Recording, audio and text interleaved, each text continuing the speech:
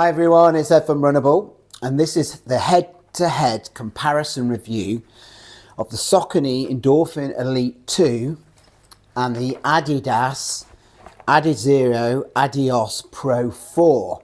So in this video, I'm going to go head-to-head with these shoes in terms of key stats, key categories like speed, stability, durability, price, etc, etc. And at the end of the video, I'm going to tell you which of these two shoes I believe you should buy with your hard-earned cash. So I will also tell you which shoe I think is good for which distance as well. So some of you I know will be looking to run spring marathons, and you'll potentially still have your shoe choice up in the air. So I'll make a suggestion out of these two shoes which I would buy for that scenario, and also 5, 10Ks, half marathons. So I'll also put some run footage which you can watch in a minute, and you can see me running with both these shoes, one on either foot, and you can get an idea as I run how I feel about the shoes, which I think is very important. But what I would like you to do as well is put in the comments if you've tried either shoe, what you feel about these shoes. If there's one in particular you've got your eye on and you've got any questions about it, please put them in the comments. The more that you comment, the more that we can grow this community of ours in Runnable, and the more we build that kind of community feel.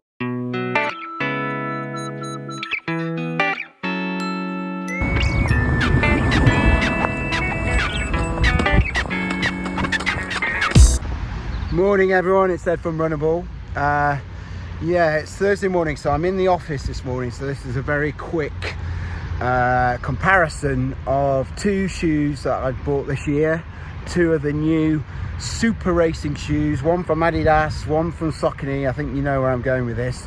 Yes, we're going to do a comparison of two of my favourite shoes now of all time, and I've only had one of them a week or so, and they are, as you know, the Adidas Pro 4 and the Saucony Endorphin Elite 2. Have a look. Two of the softest super racing shoes out on the market, and interestingly they share a commonality that they've both got this TPPE, if I could pronounce it, super foam that's lots of these shoes are now drifting towards because of its bounce, compression, decompression properties, how bouncy and soft the foam is.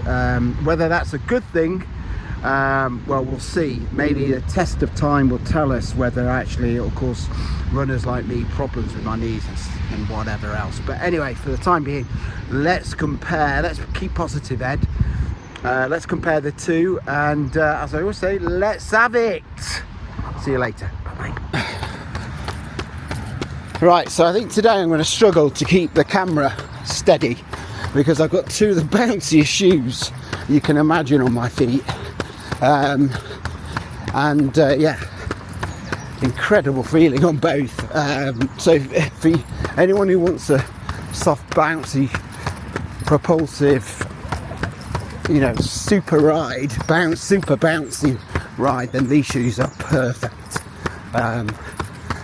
But there are differences that I'm spotting already, which we can go into. So just as a kind of thought, in terms of walking feel, I think neither feel particularly great to walk in, if I'm honest. Slightly prefer the Saucony shoe, the Elite 2, just because I don't get that stupid squelch feeling that you get in the Adidas shoe, which is pretty awful. So for those who want to walk in these shoes, neither are great, to be honest. And I suspect not many of you are going to buy these for walking, and you want to save these for race days, so that's okay. In terms of just general feel, let's start with the upper. So both have got very lightweight, breathable uppers. I'm feeling both actually pretty good, but both share the same issue as far as I'm concerned. And on this run, I'm not going to experience it too much, but on runs where I'm going faster, where my toes are getting thrown forward a bit more, you're going to find that this toe cap, this hard kind of rubberish material that they've both got on their toes, is going to mean you could get sore toes with either of these. With the Saucony shoe, I went half a size up with the Elite 2, but with the Adidas shoe, I went true to size, and that could be a mistake.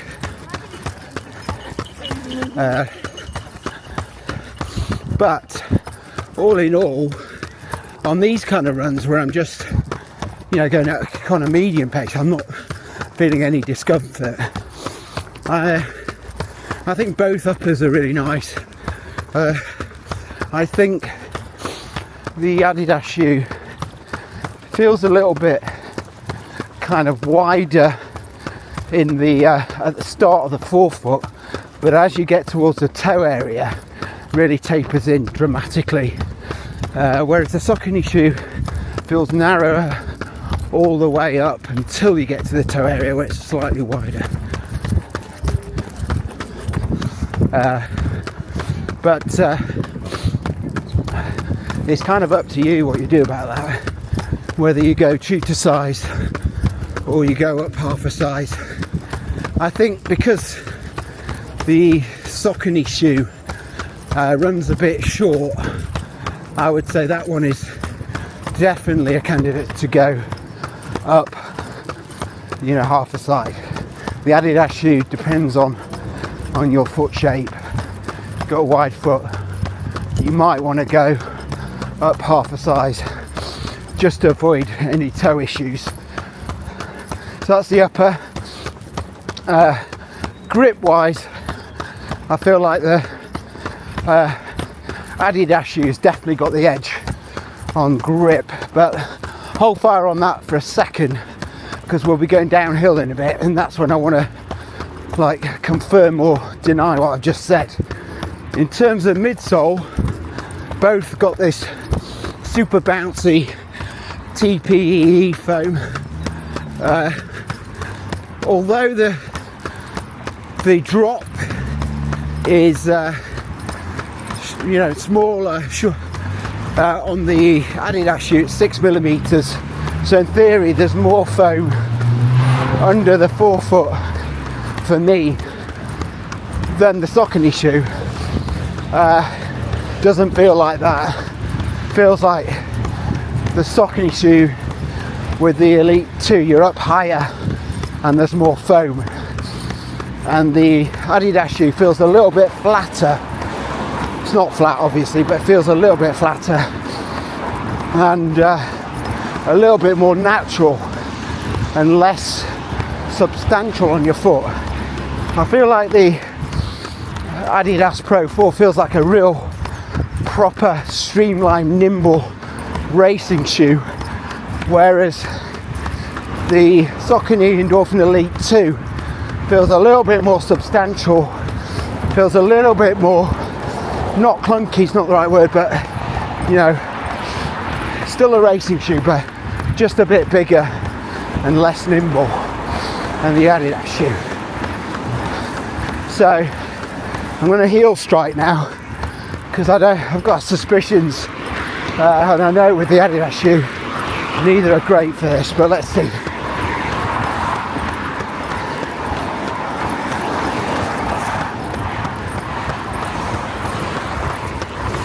Okay,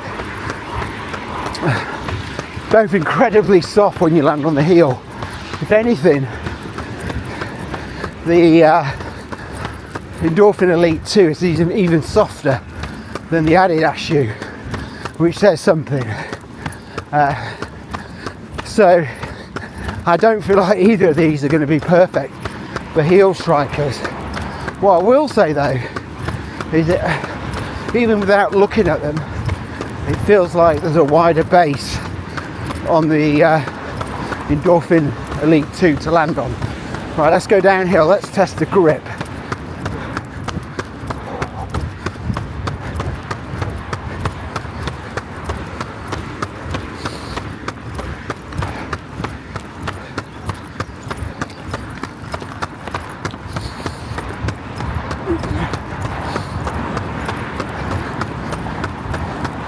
Yeah, the Adidas shoe are a little bit better, less slippage. Both pretty good grip there. So, yeah, I would say slightly Adidas shoe there. But actually Saucony shoe's got a decent grip. I didn't feel like I was slipping, it's wet today. So that's a pretty good sign for that shoe. Okay. Let's go a bit quicker now. Let's see, picking up the pace a bit.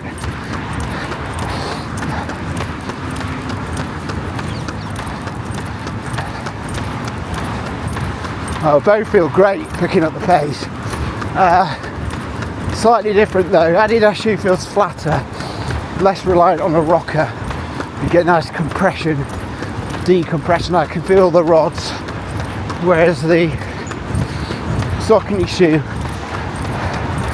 definitely feel the rocker throwing me forward. Again, the soft foam means you sink in a little bit, like with the Adidas shoe. So I'm getting some work with my feet, but not as much as the Adidas shoe. The Adidas shoe weirdly feels like it's got some ground feel, whereas the Saucony shoe doesn't. And maybe that's the fact it's got rods rather than a plate. So this plate in the Endorphin Elite 2, I'm not feeling loads, but I do feel it. But I feel like the geometry and the foam are kind of more important with this shoe than the plate, because I think the plate's maybe there to stabilise this really soft foam. Whereas I think with the Adidas shoe, the rods actually are doing some work propelling you forward. Just my thoughts on the run. But let's summarise then. So, both fast shoes.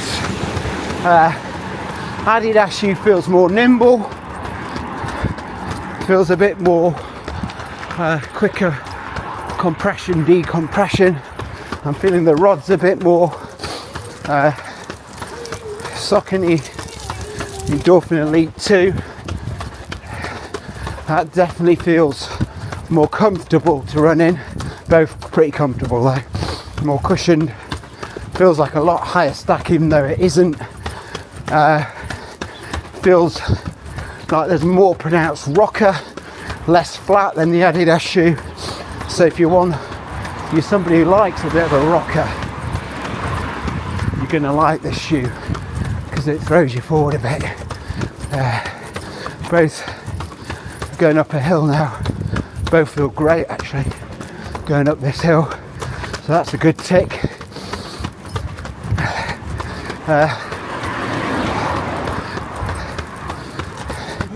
It's going to be a really interesting comparison review, this one, because both feel great. Both feel like they propel you forward, but in different ways. So, yeah. Big thumbs up to both these shoes. They absolute smashed it out the park. Adidas and Saucony with these two. So the review is going to be interesting. I've got my thoughts now, and I'll get them together and we'll do a full debrief. Hopefully get something out for you for Friday. And that's my black wall. Let's have it. See you later. Bye.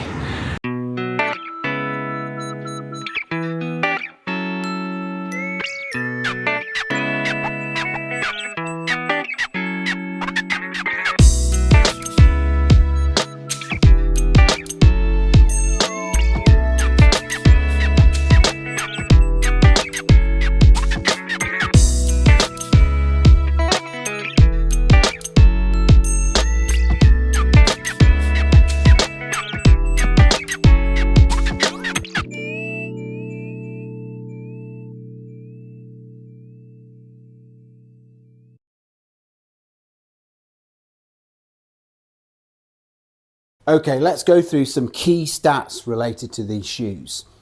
So with the Saucony Endorphin Elite 2, we have a weight around about 215 grams in my UK size 9.5.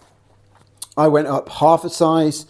We'll go to talk about why I went up half a size, but it's mainly to do with this reinforced area in the toe box. It has a stack height of around about 40 millimeters in the heel. It's somewhere between 40 and 39.5. It's got an 8 millimeter drop, so you've got around about 32 millimeters in the forefoot. It does feel rather nice and cushioned in the forefoot, so even though it's got an 8 millimeter drop, don't let that put you off if you're a forefoot striker. Feels great to land around here. It doesn't actually feel like a 8 millimeter drop because of how soft this foam is. You can see me squishing it in there. We'll go on to talk about the midsole in a minute, but you know, it's no spoiler. This is one of the softest midsoles out there. In fact, probably is the softest.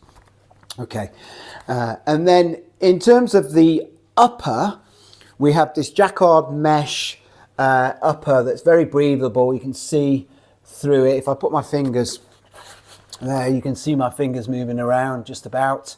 Very breathable, very lightweight. It has a toe box that is narrow-ish. With my wide foot, I can just about cope with this. The issue there is how it tapers in a little bit and where this reinforced material is. If I tap on it, you can hear that it's quite structured. It's a reinforced rubber around here. It's kind of similar to what we have in the heel, which we'll talk about in a minute. And so if you've got wide feet like I have, and you go true to size in this shoe, you might get some toe rubbing here, because this is where your toes will splay, and they will, particularly your little toe. I did a half marathon in this shoe and even went up half a size, and I still got some rubbing there.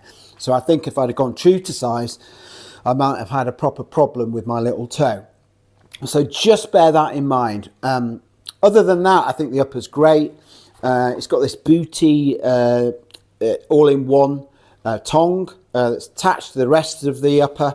It's got this nice fold over. You can see Saucony there. It's got the symbol, the brand symbol there, and you can tie your laces over that and cinch them nice and tight to get a good lockdown.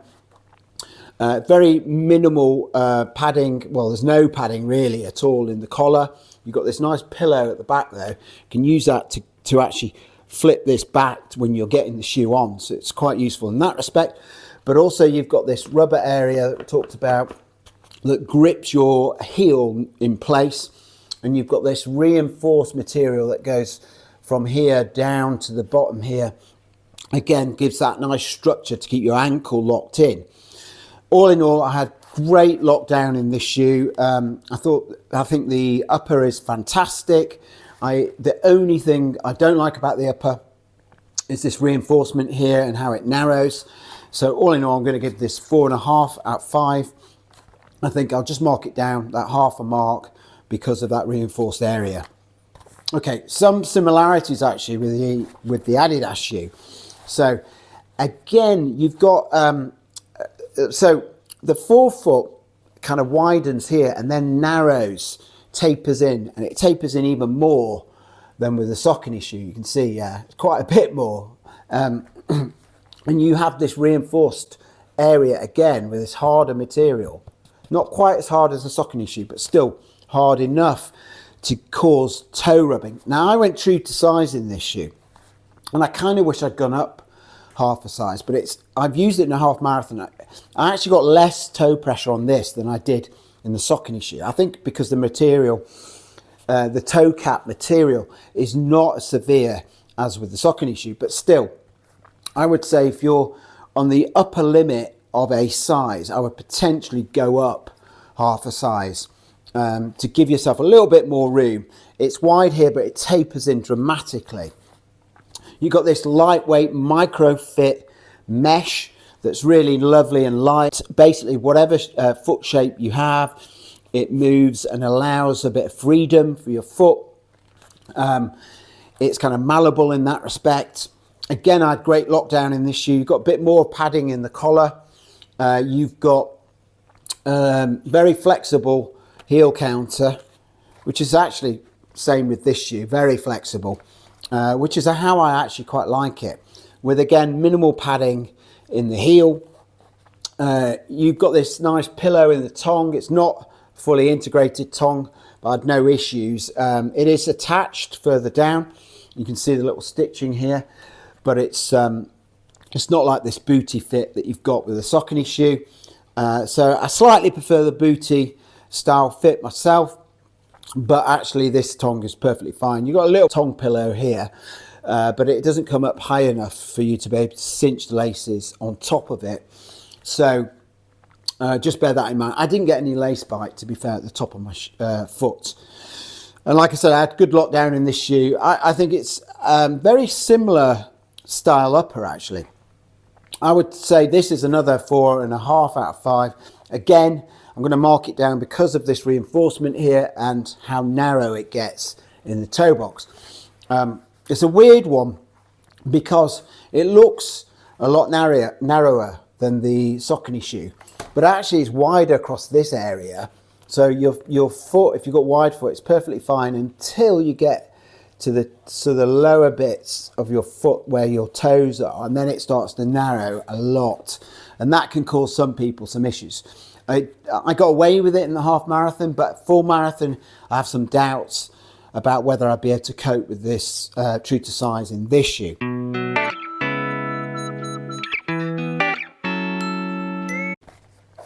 So that's the upper. In terms of the outsole, both got pretty good rubber coverage in the outsole. This is decent grip in the Saucony Endorphin Elite 2, much better than the original, but it's not as good as the light traction grip in the Adidas shoe. You've got a little bit of Continental rubber still there, but most of it's light traction.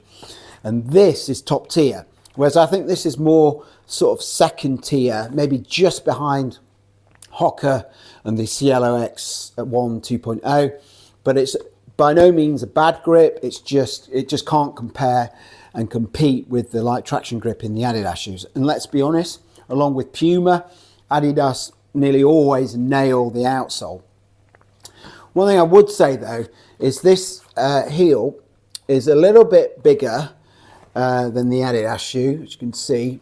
It also has less of a cutout here than with the Adidas shoe, and which means that actually it doesn't splay as much when you land like the Adidas shoe does. And when we come to talk a bit more about the midsole, we'll talk in more detail about that.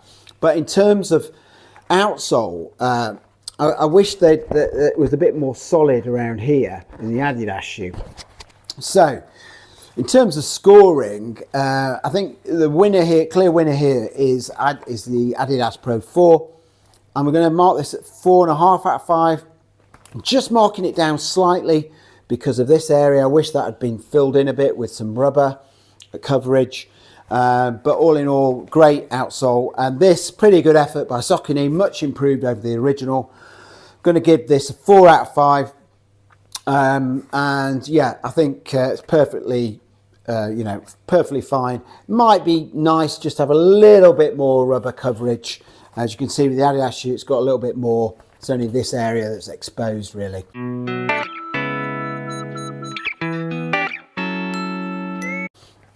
So that's the outsole. Midsole, so both using TPPE compound. So both are not using PEBA.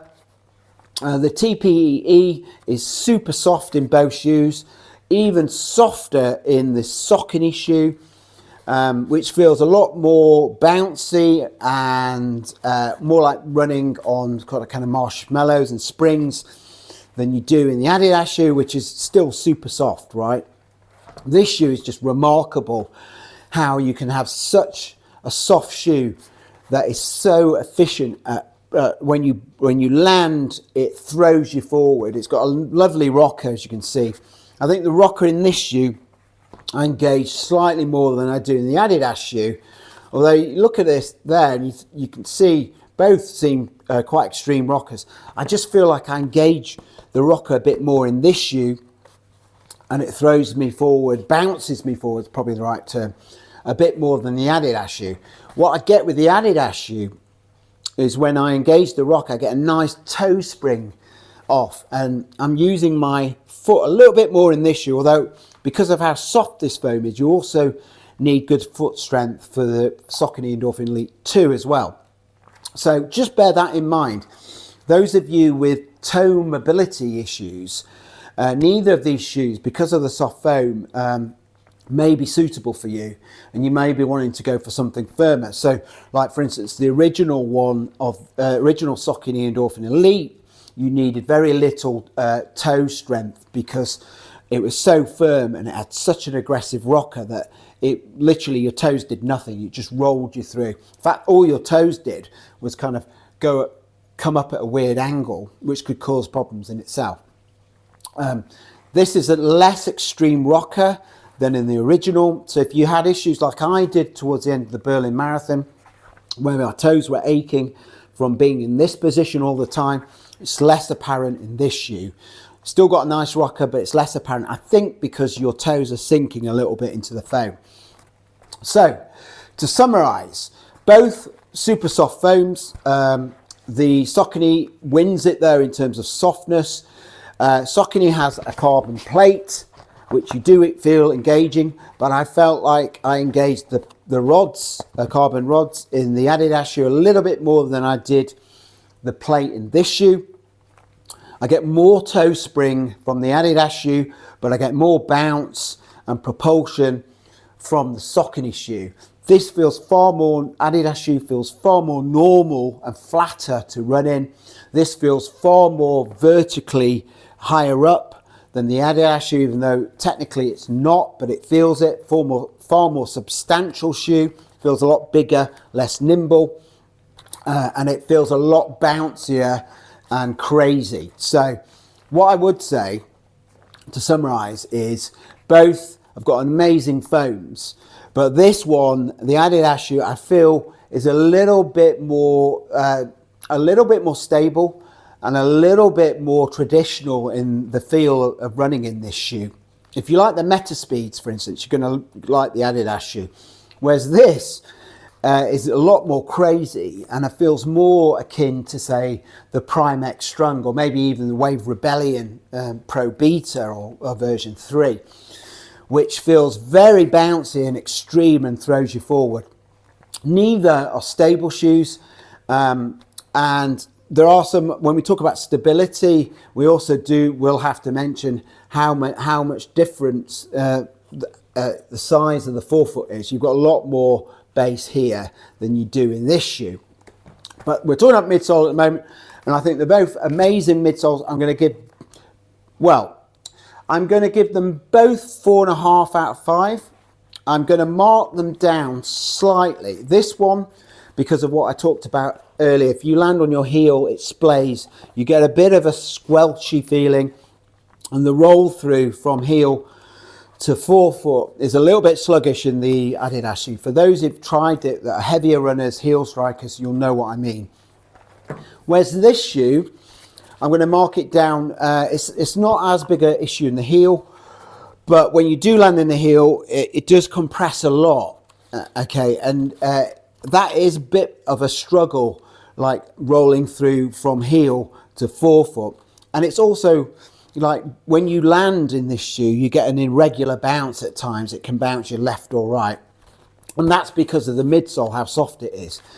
So I'm going to mark them both down, and I'm going to give them both 4.5 out of 5. But to be honest, I could have easily given them 5. They're both incredible midsoles. I feel like I just worry for heavier heel strikers in both shoes. Maybe in this shoe, heavier runners in general might find this quite unstable, this midsole. So that's something to bear in mind. I would also, it would also be nice, I think, in the Endorphin Elite 2 if I felt the plate a bit more. Maybe I will the more I run in it. But I didn't feel it that much in this shoe. I felt like it was there just to stabilise the shoe rather than actually give me that extra spring. Whereas I definitely felt the rods more in the Adidas shoe. So, and the geometry is great in both shoes. I think if you land on the forefoot or midfoot, you're going to love these shoes. Again, the cutout on this shoe is on the lateral side. So those that pronate, okay, when you pronate, you're going to have support here, right? But interestingly, and I'm moving on to a bit of on the stability side here. So we'll talk about more detail in a second. Interestingly, on the medial side, in the Adidas shoe, the cutouts on the medial side. So those that pronate are going to, if you land further back, you're going to hit that cutout, so that you could have some stability issues.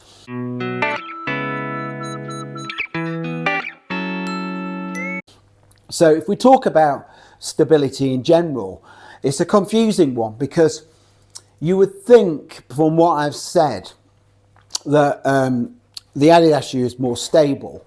But we do have some issues there. One is the cutout that I mentioned on the medial side for those that pronate. Two is the absence of any sidewalls to keep your foot locked in. And three is this area in the heel which splays, which can cause all sorts of like wobbling medial and laterally, and feels like a really squelchy, unstable landing in this shoe. So there's three things there that I have a problem with in terms of stability. And then this shoe is just a crazy shoe. So you've got to be careful with your foot strike in this shoe, because you can bounce left or right depending on how you land. You've got to have good landing in the Endorphin Elite 2. If you have good landing, you'll be absolutely fine in this shoe. But it's taxing on your brain. Can you imagine thinking about how you're going to land in a shoe for a complete marathon? You know, that's hard going. Ideally, you want a shoe that you can just forget about and feel comfortable in, and not have to worry about that kind of thing. And maybe the more you run in this shoe, you will get that way with this shoe. But I'm just warning you, particularly early on, you're going to have to really concentrate and learn how to run in this shoe because of the bounce. It does, though, have sidewalls to keep your foot locked in, to give you that center path technology that stops your foot rolling left or right, your ankle rolling left or right, which is key in this shoe. Without that, I think there'd be severe problems running in this shoe. And it has a wider base. Look at the width of that base compared to the Adidas shoes. So, okay, forefoot is similar, but the rest of the shoes are a lot wider. So, yeah, there are pros and cons with both shoes in terms of stability. That leads me to say, again, I'm going to mark it as a draw. Neither are stable. I'm going to mark them both at 3 out of 5. I'm probably being a bit generous there, both of them. But, you know, in different ways, I think these shoes can be unstable, particularly for you heavier heel strikers. But with the Adidas shoe, if you pronate, you've got that medial size cutout.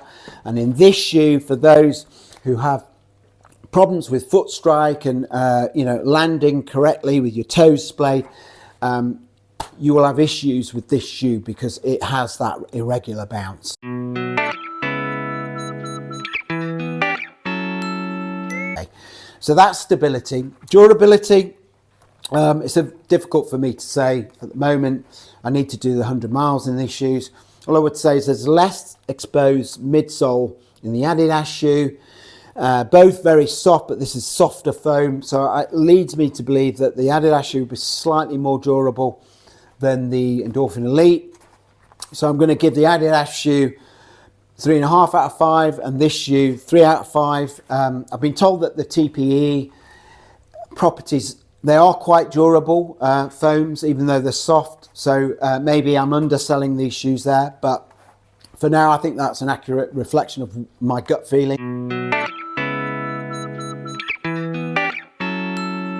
In terms of price, hands down winner, Adidas shoe. I don't know if we need to even talk about this. £220, £280. Like, you've got to have a really good reason to buy this shoe instead of the Adidas shoe. That is all I'll say. You know, that huge difference of £60, Saucony, you really need to sort it out. You know, if you reduce this to £220, you'd increase your sales dramatically. I just feel like they maybe priced it because the old version was priced at that and it was seen as a competitor to the Alpha Fly, which was similarly priced. And I think they need to take a leaf out of the, you know, Asics Meta Speeds and Adidas Pro shoes and actually reduce the price to something a bit more realistic, and Nike do as well for that matter. So I think, yeah, Adidas shoe, 5 out of 5 for price, because for, you know, super racing shoes, as ridiculous as it sounds, £220 is actually a good price. Whereas this shoe is like a 2 out of 5, way overpriced. It's a great shoe, but way overpriced. And Saucony, please reduce the price of this shoe, because you're not doing yourself or us, you know, punters any favours. Okay, that's price.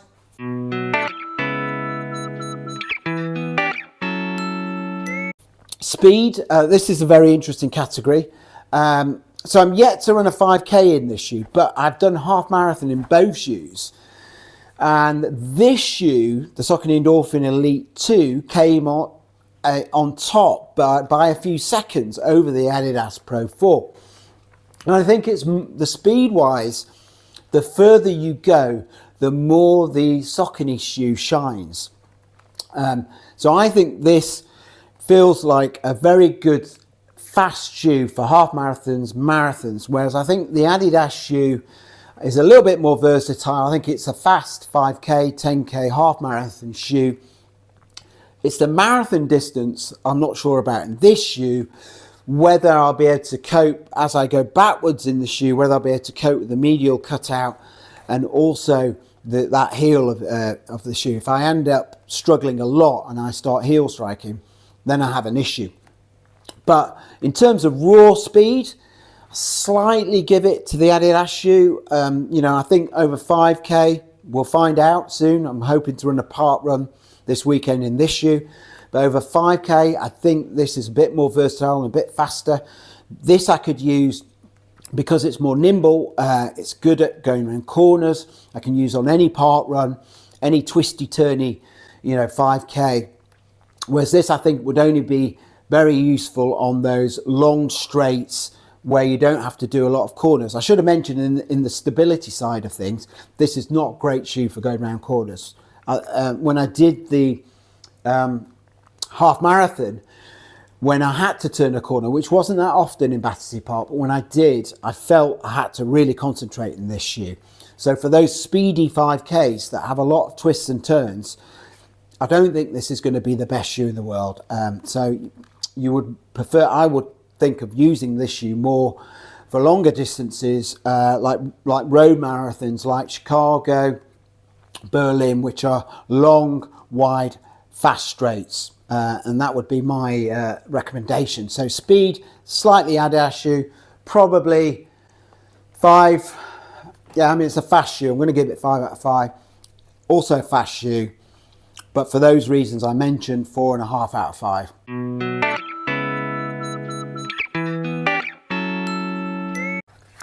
So that's speed. Now let's talk about comfort. Because of course, if you're running a marathon, you want to be comfortable in the shoe. You just don't want to run fast. You want to run fast, but you know, with comfort. And I think these two are both going to be comfortable, apart from maybe the toe issues that I mentioned earlier. But I slightly give it to the Saucony shoes, just so much softer, so much more padded. You feel like it's a bigger shoe that's going to give you a bit more support. It feels like more substantial under my forefoot. So I will give this 5 out of 5 for comfort. I think it's one of the most comfortable shoes out there, along with the Cielo X1 Original. I think it's probably one of the most comfortable, fast marathon racers out there. Not far behind the Adidas shoe. I think 4.5 out of 5. Just feels a little bit flatter and a little bit, your toes feel like you get a little bit more ground feel. I mean, might be an illusion, but it feels that way in this shoe. And I think by the end of a half marathon or marathon, you might have some slight wear on your feet with this shoe. With this shoe, you're going to be really well protected. That's comfort.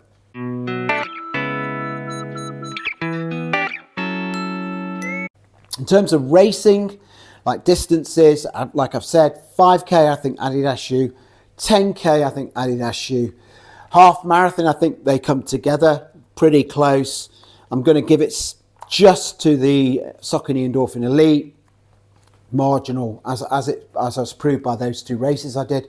I'll put the Strava times for both races, so you can see the difference, but it is a matter of seconds.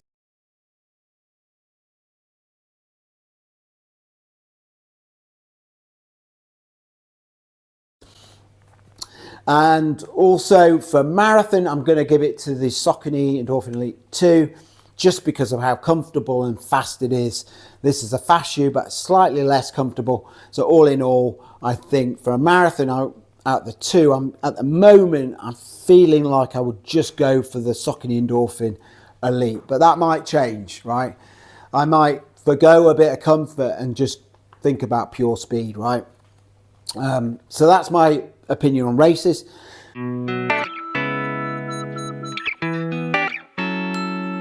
And overall, if I have to give a winner, and it's hard because as you've seen throughout all the categories, they've been very close, these shoes, and they share some very similar properties.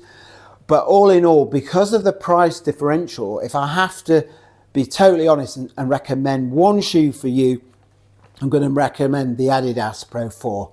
I think at £220, it represents much better value for money than the Saucony Endorphin Elite 2. I feel you're getting a comparable shoe. I feel like that the main difference between the shoes is that this is slightly better for heel strikers. So maybe you're willing to pay that £60 more if you're a heel striker to have a bit more of a wider landing base and a bit better transition from heel to forefoot. But apart from that, I think everything is so close. This maybe has better traction, the Adidas shoe on the outsole.